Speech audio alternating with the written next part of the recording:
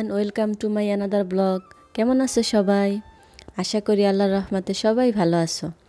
আমরাও আলহামদুলিল্লাহ ভালো আছি। কাছে এবং দূরে যে যেখান থেকে আমার ভিডিওটি দেখছো তাদের সবাইকে অসংখ্য ধন্যবাদ। আজকের ব্লগটি শুরু করেছি সকাল থেকে। সকালের নাস্তা বানাচ্ছি আমি। আজকে ভাবলাম সকালে একটু অন্যরকম নাস্তা বানাই, প্যানকেক বানাবো চিন্তা ভাবনা করলাম। তো প্রথমে আমি হ্যান্ড ব্লেন্ডার দিয়ে ডিমটা ব্লেন্ড করে নিব। ডিমের সাদা অংশটা আলাদা ব্লেন্ড করলে আরও ফর্ম তৈরি করতো, বাট আমি অতিরিক্ত ফর্ম তৈরি করব না। প্যানকেক আমার খুব ভালো লাগে, এটা বাচ্চাদেরও খুব পছন্দ, এই জন্য এটা আমি মাঝে মাঝেই তৈরি করি।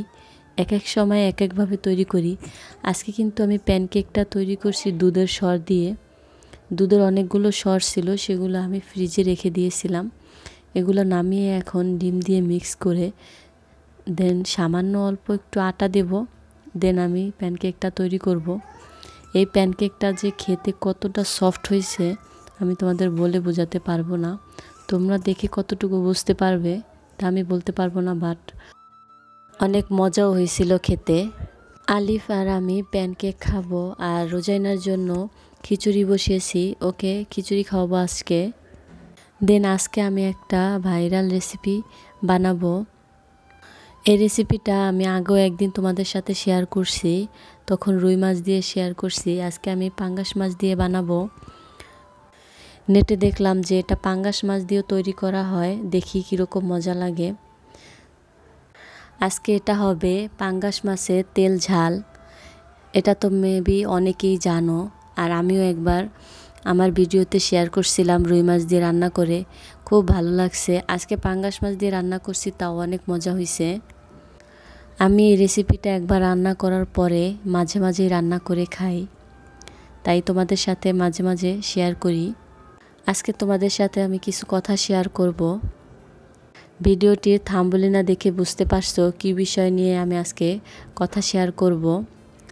ঠিক সেটাই।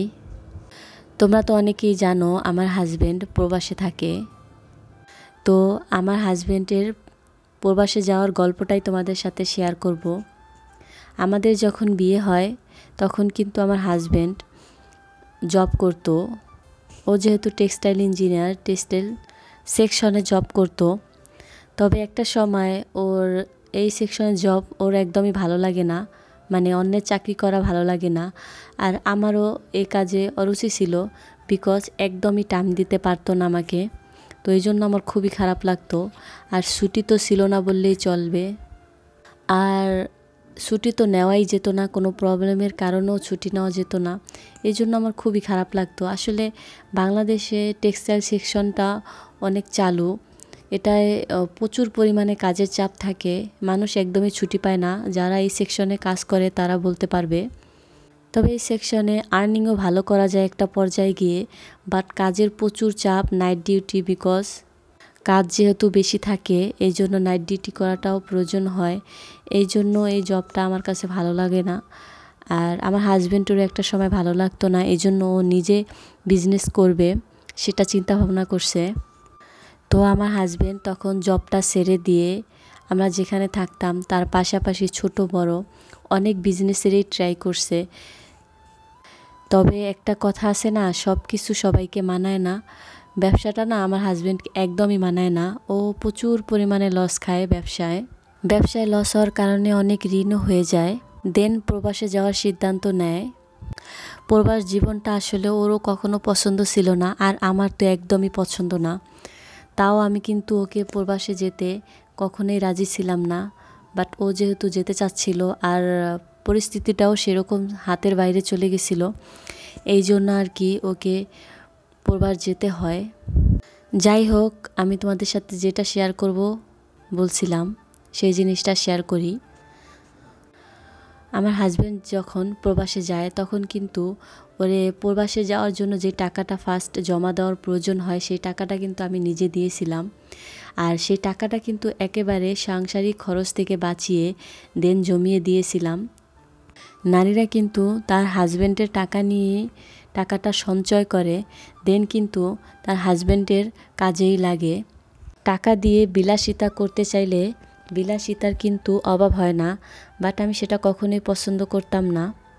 ও যেহেতু বাংলাদেশে থাকাকালীন ব্যবসা করতো, তখন কিছু প্রয়োজন হইলে বাজারটা কিন্তু আমিই করতাম।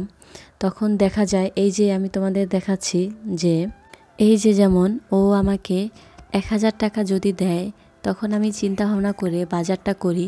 তো আমার টার্গেট সবসময় থাকতো কি, যে এই বাজারটা আমার যাই প্রয়োজন হয় আমি তো ওকে বলতাম, তো আমাকে সেই অনুযায়ী 1000-2000 দিত। তো আমি সেখান থেকে সেভ করে কিছু টাকা জমিয়ে রাখতাম। সেটা কিন্তু ও জানতও না।